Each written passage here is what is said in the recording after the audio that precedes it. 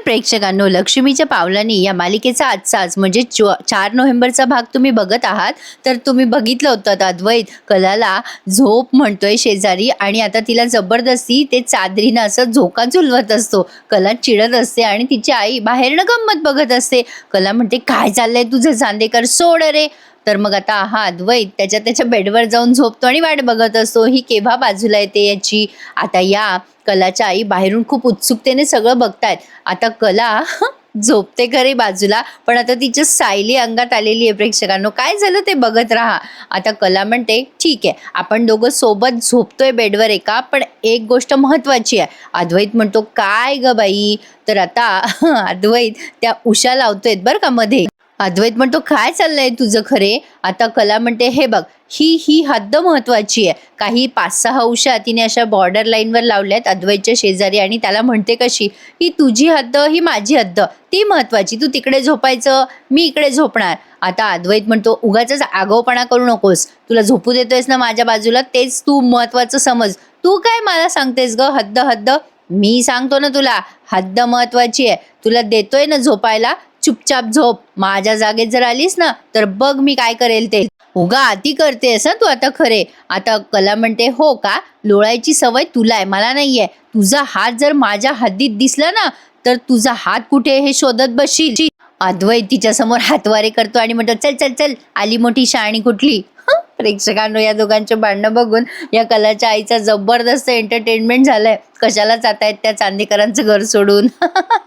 आणि आता अशा पद्धतीने दोघे जण ह करतात आणि झोपी जातात चुपचाप. पण आता सकाळी सकाळी अद्वैतने कलाला मारली आहे लाथ. कला पडते खाली बदकन आणि आता विचार करते, बाप रे, याने केवढी मोठी जागा घेतली आहे आणि मला एवढूशा जागेत झोपायला दिले याने. मला एवढूशा जागेत झोप तरी कशी लागली. आता कला उठून उभी राहते बरं का आणि विचार करते, आता याला बघतेच. आणि तिने असे मंजुलिकासारखे केस असे तिच्या तोंडावर आणलेले जाणून बुजून अद्वैतला घाबरवण्यासाठी ती अद्वैतच्या जवळ जाते आणि मुद्दाम त्याच्या पाठीवरती गुदगुल्या करायला लागते. त्याला जोर जोरात बोटं टोचायला लागते. आणि अद्वैत असं तिच्याकडे बघतो असतो तो झोपेमध्ये. आता कलाला अशा अवतारात पाहून तो घाबरतो आणि म्हणतो, अरे बापरे, हे काय आहे? हे काय सकाळी सकाळी अवतार आहे तुझा खरे. अगं भूत दिसतीयस तू, भूत. अरे देवा, घाबरलो ना मी. आता कला तिचे केस नीट करते. अद्वैत म्हणतो, अशी भूतासारखी उभी नको राहूस, बाजूला हो खरे. कला म्हणते, काय चाललंय तुझं चांदेकर, नाटकं करू नकोस. तुला काल रात्री काय सांगितलं होतं मी, तू तुझ्या हद्दीत राहायचं आणि मी माझ्या हद्दीत. अद्वैत म्हणतो, तुला कुठे जमतं खरे हद्दीत राहायला, काय केलंय मी. आता कला म्हणते, बघ तू किती जागा आटवून ठेवली आहेस, तुझ्यामुळे खाली पडले मी चांदेकर. अद्वैत म्हणतो, एवढं काय करतेस तू खरे, मी गेलो तिकडे थोडासा तर एवढं काय झालं. कला म्हणते, अरे एवढं काय झालं म्हणजे खाली पडले ना मी. अद्वैत म्हणतो, ठीक आहे यार, आता नको कटकट करूस यार, सकाळी सकाळी काय लावलंय. झाली आहे ना तुझी झोप, जा मला कॉफी घेऊन ये आता. कला चिडते आणि म्हणते, चांदेकर हद्द पार करतोयस आता तू, गादीवरची पण आणि स्वभावाची पण. अद्वैत म्हणतो, काय कटकट करतेस ग सकाळी सकाळी, झोपू दे ना मला. जा उठ इथून, कॉफी घेऊन ये मला. बरं आता तू मला झोपू देत नाहीयेस तर कॉफी मागतोय ना, आणि एवढं काय, ते बघ उषा आहेत ना सगळ्या जागेवर, बघ हल्ली तरी का. माझ्या रूममध्ये माझ्या बेडवर मला असं मोकळं झोपायची सवय. हे झालं असेल थोडंफार, इतकं काय विचार करतोय ना मी या गोष्टीचा. आणि तसंही रात्री आपण एवढं झोपेत विचार करू शकतो का. मग तू सांग ना मला, तुझा हातपाय आला का इकडे माझ्याकडे, तू सांगू शकतेस का. कॉफी देत नाही तर नाही देत, जा झोपू दे मला. आता अद्वैतला कला म्हणते, मागे घे चांदेकर तुझा पाय, मागे घे.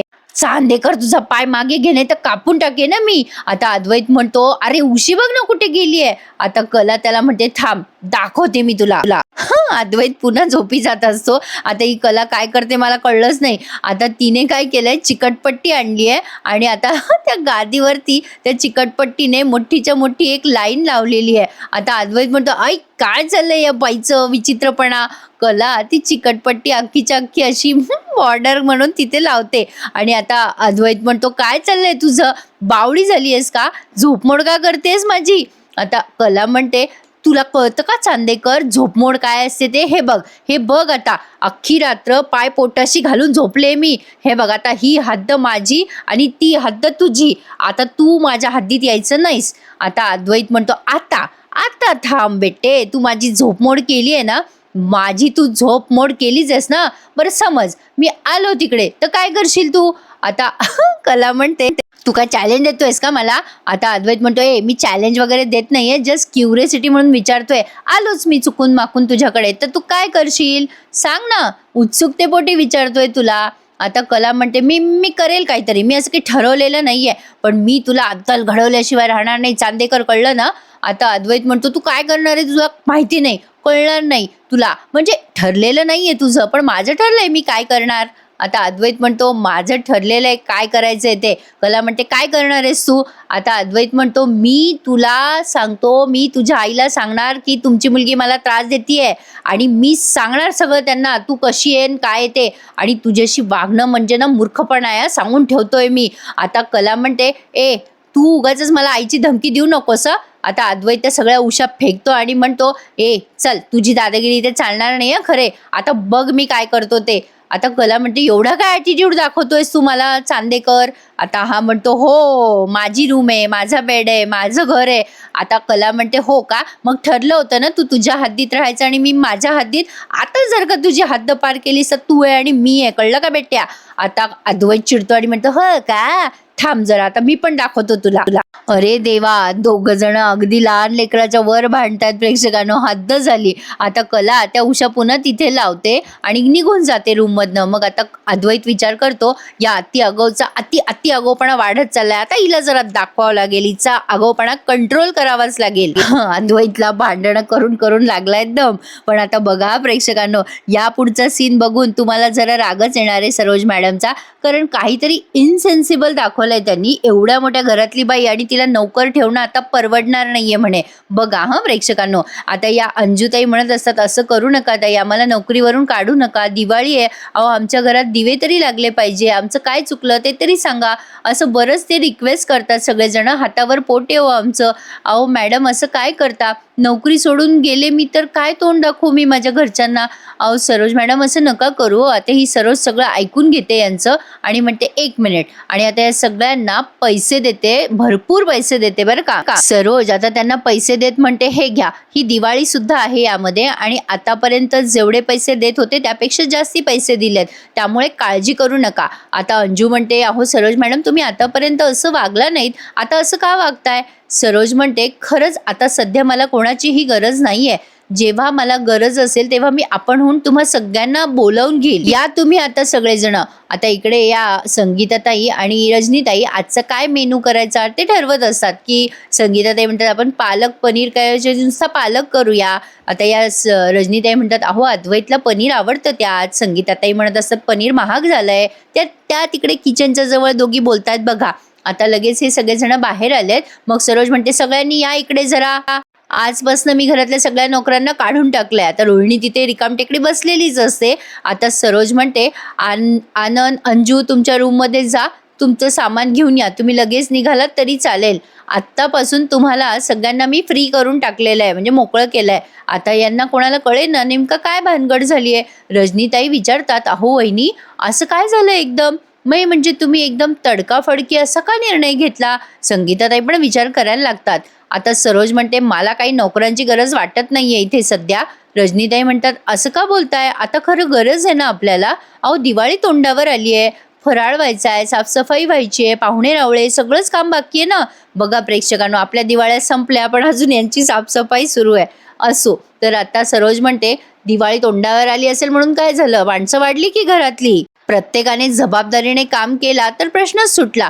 प्रत्येकाने कामं वाटून घ्यायला पाहिजे, नोकरांची काय गरज आहे, किती बायका आहे घरामध्ये, म्हणजे इन्क्लूड सरोज मॅडम सोडून बरं का, म्हणजे सरोज आणि रोहिणी या दोघी जणी मस्त आराम करणार. आता लगेच सरोज म्हणते, विचार या मिसेस खरेंना विचार की सगळी कामं कोण करतं त्यांच्या घरी. आता संगीताताई उत्साहाने येऊन सांगतात, अहो हो मीच करते की सगळी कामं, आमच्या घरात हे मदत करतात थोडीफार, मला पण कामं मीच करते.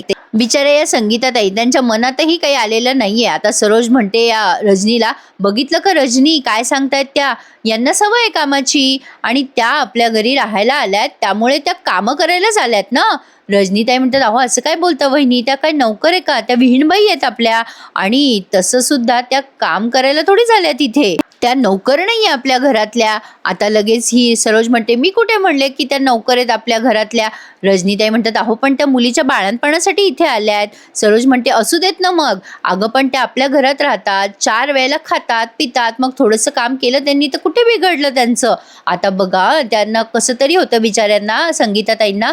पण तरी त्या म्हणतात, "जाऊ द्या हो, काही काळजी नका करू. मला सवय आहे कामाची आणि उरक पण आहे की मला कामाचा." रोहिणी विचार करते, "वाह वाह! सरोजने काय सिक्सर मारलाय वहिनीने. आता या संगीताला त्रास द्यायला आणखीन मजा येणार. बघा कोणाचं काय तर कोणाचं काय. या बायांना नुसत्या रिकामटेकड्या आहेत प्रेक्षकांनो. यांना काही कामं धामं नाहीये. त्यामुळे ही असली तिरपी डोकं यांची चालतात. काही दाखवतात मालिकेमध्ये. आता या सरोज आणि संगीता बोलत असतात तेव्हा ही रोहिणी उगाचच त्या टेबलवर जाते आणि लोणच्याची बरणी घेऊन लोणचं सांडते. रजनीताईंचा जीव थोडा होत असतो की आपण कसं काय यांना काम सांगायचं. पण इकडे बघा ही बाई नुसती उपद्व्याप करून ठेवते मुद्दाम.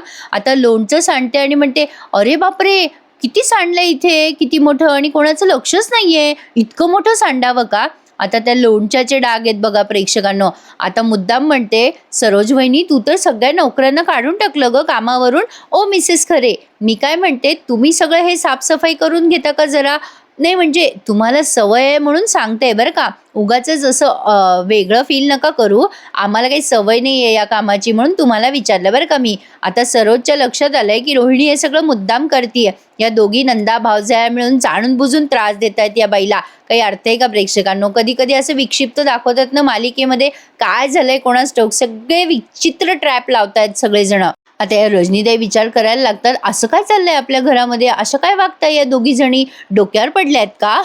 आता बिचाऱ्या या संगीताताई सगळं झाडून झुडून घेतात, साफ करून घेतात. आता इकडे कला अंघोळ करून आलेली आहे बाहेर आणि आता ती तिचे केस विंचरत असते. मध्येच अद्वैत कलाचा सीन दाखवलाय त्यांनी. कला केस विंचरत असते. अद्वैत तिच्या मागाहून येतो आणि लगेच आवरून सावरून सगळं तयार होऊन जातो आणि आता कलाला हसत म्हणतो, "हॅ हॅ हॅ, बघ बघ उंची असली की सगळी कामं कशी पटापट होतात." आता कला म्हणते, "तू मला उंचीवरनं टोमणे मारतोयस का?" आता अद्वैत म्हणतो, "नाही सेंटीमीटर मिलीमीटरच्या उंचीबद्दल नाही बोलत आहे. मी अशी बुद्धीच्या उंचीबद्दल बोलतोय." "अगं बौद्धिक उंचीबद्दल बोलतोय ग खरे. तसंही तुझी मिलीमीटर सेंटीमीटरवाली उंची मोजायची झालीच तर ती मानेपर्यंतच मोजावी लागेल. वरचा डोका तुझा रिकामा आहे ना, खोका येतो." कला म्हणते, "अच्छा तुला असं म्हणायचंय तर मला डोकं नाहीये. मग तुझं काय रे चांदेकर? तू भले काहीही विचार कर. मी कितीही विनोदी आहे, काही आहे, पण तू ना ॲक्च्युली खूप इरिटेटिंग माणूस आहे. तुला जर असं वाटत असेल ना की उंचीवरनं तू मला टॉन्ट मारत असशील किंवा काहीही बोललास तर मला काही वाटेल. पण तुला माहिती आहे का, एक म्हण ऐकली आहे का तू? मूर्ती महान पण कीर्ती महान." अद्वैत हसायला लागतो अजून हिला आणि म्हणतो, "चल जोक होता का हा टॉन्ट होता?" आता कला म्हणते, "चल जा, मला नाही बोलायचंय तुझ्याशी." आता अद्वैत म्हणतो, "थांब थांब ग जरा खरे, मला बोलायचंय तुझ्याशी जरा, 1 सेकंड." आता कला म्हणते, "तुला धड बोलायचं असेल तर बोल, नाही तर मला काही इंटरेस्ट नाही तुझं काही जोक ऐकण्यात." आता अद्वैत म्हणतो, "धडच बोलतोय मी तुझ्याशी, कामाचं बोलायला थांबवलंय तुला. थांब जरा, मी काही टाइमपास नसतो करत कधी." आता कला म्हणते, "सांग मग." आता अद्वैत म्हणतो, "हे बघ दिवाळी आली आहे त्यामुळे चांदेकर ज्वेलर्सला नवीन ज्वेलरी लॉन्च करायची आहे. म्हणजे लक्ष्मीपूजनाच्या निमित्ताने कानातले, अंगठ्या अशा छोट्या गोष्टी लोक घ्यायला येतात. असे प्रोडक्ट आपल्याला लॉन्च करायचे आहेत." आता कला म्हणते, "बरं ठीक आहे, मी सकाळची कामं उरकते आणि दुपारी डिझाईन्स करायला घेते. आणि तसंही मला मातीचे छोटे बाहुले पण बनवायचे आहेत. लहान मुलांना खूप आवडतात. मला त्यामुळे जास्त पैसे पण मिळतील ना." आता अद्वैत म्हणतो, "ते तू मला कशाला सांगतेस?" कला म्हणते, "तूच तर म्हणालास ना की दिवाळी जवळ आली आहे म्हणून मी तुला सांगितलं." अद्वैत म्हणतो, "त्याचा माझ्याशी काही संबंध नाहीये. मी माझ्या कामाबद्दल बोलतोय ना. जेवढं आहे तेवढंच बोल, कशाला जास्तीचं बोलतेस?" कला म्हणते, "ठीक आहे रे बाबा, निघालं माझ्या तोंडून चुकून, देते तुला सगळे डिझाईन्स करून." असं म्हणून आता कला खाली जाते. आता बघा तिच्या कामाचा व्याप केवढा वाढलाय. खरंच प्रेक्षकांनो, कधी असं होतं का हो तुम्हालाही? दिवस लहान आणि सोंग फार. मला तर फार वेळेला होतं आणि काय सांगू तुम्हाला, हसायला येईल.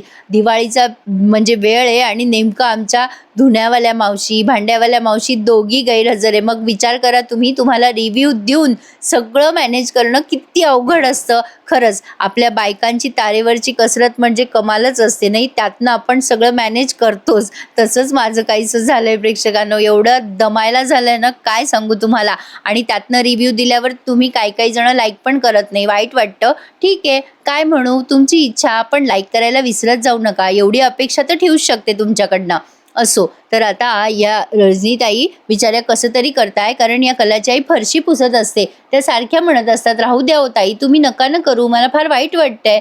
ही रोहिणी म्हणते, अगं रजनी, तुला काय करायचंय एवढं वाईट वाटून? अगं एवढं टेन्शन तू का घेतेस? आणि तसंही तुला थोडीच या कामाची सवय. रजनीताई लगेच त्या फरशी पुसायला घेत असतात. रोहिणी म्हणते, स्टॉप इट रजनी, काय करतेस तू? अगं तुला काही बी प्रॅक्टिकल ग रजनी, तुला सवय नाहीये या कामाची. अगं वर्षानुवर्ष आपल्या घरात नोकर आहे, नोकरांच्या पिढ्या गेल्यात आपल्या घरामध्ये. रजनीताई म्हणत असतात, अहो अंस, पण तुम्ही असं त्यांना काय फरशी पुसायला लावताय? आता रोहिणी म्हणते, मला माहिती आहे तुझ्या लग्नाच्या आधीपासून आपल्या घरात नोकर आहेत आणि आता यांना परवडत नाहीये बरं का प्रेक्षकांनो, काही अर्थ आहे का? मग आता रोहिणी म्हणते, कामं करते ना तू घरात, घरात फोडणी देते किंवा तुझ्या प्रत्येक कामाला तुझ्या हाताशी नोकर असतात, तुला थोडीच जमणार आहे हे सगळं. मुद्दाम त्या रजनीताईला काम करू देत नाहीयेत. आता सगळेजण बॅगा घेऊन आलेत नोकर लोक, कला पण आली आहे तिथे. आता कला तिच्या आईला म्हणते, आई तू हे काय करतेस? आणि काय ग अंजू, तू कुठे निघालीस? रॅदर तुम्ही सगळेच कुठे निघालात? आता ही अंजू म्हणते, कलाताई काळजी घ्या हं तुम्ही आता स्वतःची, आम्ही आता आजपासून इथे काम करणार नाही आहोत. आता कलाला पडतोय प्रश्न, काय झालंय नेमकं? कला म्हणते, काय झालं अंजूताई, असं का बोलताय तुम्ही सगळेजण? आता ही सरोज आहे ना, त्या अंजूला दटावते बरं का, डोळे मोठे करून, की सांगू नको माझं नाव. आता अंजू म्हणते, दिवाळी आहे ना कलाताई, घरच्यांना वेळ द्यावा लागेल, इकडचं तिकडचं दोन्ही काम होईल ना, म्हणून मग म्हटलं की एकीकडेच काम करावं. आता मात्र कलाला कळे ना. कला म्हणते, काय झालं अंजू ताई, म्हणजे आनंद दादा, काय झालं यावर्षी? एवढ्या वर्षापासून तुम्ही काम करताय ना इथे? आनंद दादा म्हणतात, कलाताई रागवू नका हं आमच्यावर, माफ करा फक्त आम्हाला. असं म्हणून हे सगळेचे सगळे बिचारे बॅगा घेऊन निघून जातात. आता कलाला प्रश्न पडलाय की एकट्याने हे सगळं काम कसं करायचं? दिवाळी पण तोंडावर आली आहे. कला खूप टेन्शनमध्ये आली आहे आता. आणि आता तिच्या आईला म्हणते, आई हे काय झालंय सकाळी सकाळी? कलाची आई त्या सगळ्यांची बाजू घेत म्हणते, अगं काही नाही ग कला, इथे जरा कचरं होतं, दिवाळी आली आहे बेटा, आता सगळी साफसफाई करायला हवी ना, आणि कोणाचं का घर असे ना, साफसफाई महत्वाची. तू एक काम कर, तू इथे स्वयंपाक वगैरे करून घे आणि मी इकडचं साफ करते, तू पलीकडचं साफ कर, काही एवढी काळजी करू नकोस बेटा. अगं आपलं घर काय आणि दुसऱ्याचं काय, आणि तुझं घर आमच्यासाठी खासच आहे ना. आता असं म्हणून त्या बिचाऱ्या या सगळ्यांचं गुन्हे झाकताय असं म्हणायला हरकत नाहीये. आता ही कला जरा कन्फ्यूज झाली आहे. रोहिणीला पण फार मजा येते या दोघींची फजिती बघून. पण आता कला म्हणते, नाही आई, तू हे सगळं काम नाही करायचंस, थांब जरा, ते सगळं मी करते. आणि इकडे तुझी कंबर दुखते. कला रजनी मॅडमला म्हणते, रजनी मॅडम तुम्ही काहीही करू नका, आईला तुम्ही तुमच्यासोबत बसवा हं, मी सगळी कामं पटापट आवरते. आता सरोज बघा नुसता तमाशा बघते आणि रोहिणी सुद्धा. पण मला एक कळत नाहीये, आजोबा कुठे गेलेत नेमके यावेळेला? आता या आईला बाजूला सारलंय कलाने तिच्या आणि म्हणते, आई तू सरक बरं बाजूला, जा बस तू. आता कला स्वतः फरशी पुसत असते. रजनीताई आणि कलाची आई दोघी जणी तिथे टेबलवर बसल्यात. आता कलाला मोकळे केस सोडून फरशी पुसायला जमतं बरं बाबा, मला तर केस बांधल्याशिवाय एकही काम जमत नाही. असो, रोहिणी आणि सरोज दोघी तिथे बसून मज्जा बघताय कला कशी फरशी पुसते त्याचा. आता या रजनीताई या संगीताताईंची माफी मागतात आणि म्हणतात, हो ताई, मला खूपच वाईट वाटते हो, तुम्ही इथे आमच्याकडे कशाला आलात आणि ही कसली कामं आम्ही तुम्हाला दिली आहेत. आता अद्वैत या दोघींचं बोलणं मागून ऐकतोय. आता रजनीताई म्हणतात, अहो खरं तर तुमचे हे काम नाही आहे हो संगीताताई, पण तुम्ही हे सगळं आपुलकीने करतायत, म्हणजे तुम्ही आमच्या पाहुण्या आहात, विहीणबाई आहात आणि तुम्हाला हे असं काम करावं लागतंय, मला फार वाईट वाटतंय हो. म्हणजे मी पण काही बोलू शकले नाही हो सरोज वहिनींना, फरशी पुसायला आमच्याकडे फडकं वापरतात त्यामुळे तुम्हाला वाकून काम करावं लागलं ना, आय एम व्हेरी सॉरी हो ताई. आता यांना असं कसं तरी होत असतं बघा बिचाऱ्यांना, यांच्या ठाई खूप माणुसकी आहे प्रेक्षकांनो. पण या बाकीच्या या सरोज आणि रोहिणी, अरे देवा, काय बाया दाखवल्यात या. आणि आता ह्या संगीताताई म्हणतात, अहो तुम्ही कशा पायी माफी मागता, हे आमचं घर नाही का, तुमचं घर काय आमचं घर काय, घरच्या कामासाठी काय लाज बाळगायची. संगीताताईंचं मन खरंच फार मोठं आहे. अद्वैतने हे सगळं ऐकलंय आणि तो कलाला फरशा वगैरे पुसताना बघतोय आणि एक मोठा डिसिजन घेत तो तिथून निघून जातो. आता कला बघतच राहते की हा असा का गेला. आणि रोहिणी पण म्हणते, अद्वैत अचानक कुठे गेलाय? आता अद्वैतने सगळ्या नोकरांना रिक्वेस्ट करायसाठी म्हणून तो तिथून गेलाय बरं का प्रेक्षकांनो. पण ते आता आपल्याला उद्याच्या भागात बघायला मिळणार आहे, कारण हा भाग त्यांनी इथेच संपवलाय. आता प्रोमो बघितला ना तुम्ही प्रेक्षकांनो, तो प्रोमोच त्यांनी पुढे दाखवलाय. कलाला अद्वैत सारखा म्हणत असतो, क्लायंटची रिक्वायरमेंट आहे, ही डिझाईन बनव, ती डिझाईन बनव.